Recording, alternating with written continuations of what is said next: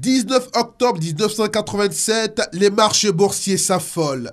Ce jour-là, à Wall Street, les puissants ordinateurs ont la plus grande peine à suivre les transactions. Et quand la cloche de fin de séance retentit, le Dow Jones perd 508 points, soit 22,6%. Près de 600 millions de titres échangés et quelques 560 milliards de dollars volatilisés. Cette chute de la première bourse mondiale a entraîné dans son sillage les autres grandes places avec un plongeon de 46% à Hong Kong, de près de 27% à Londres.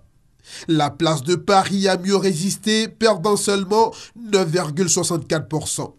Le crash de 1987 a vu l'indice du Dow Jones baisser jusqu'à son paroxysme avec moins de 22,6% en un jour.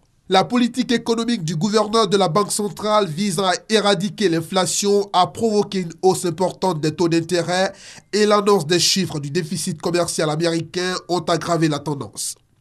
Cette crise est la première de l'ère informatisée de la bourse. En effet, les systèmes boursiers informatisés ont été mis en cause en raison de leur manque de fiabilité. Cette crise ne s'est pas propagée à toute l'économie américaine comme en 1929. Néanmoins, elle a nécessité l'intervention de la Réserve fédérale des États-Unis.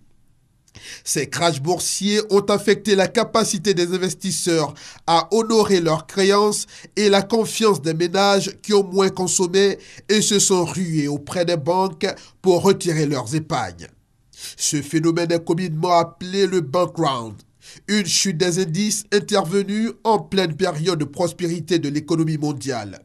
Lundi 19 octobre 1987 résonne encore dans les salles de marché comme la pire journée boursière, 58 ans quasiment, jour après jour, après celle du 24 octobre 1929, intervenue en pleine Grande Dépression.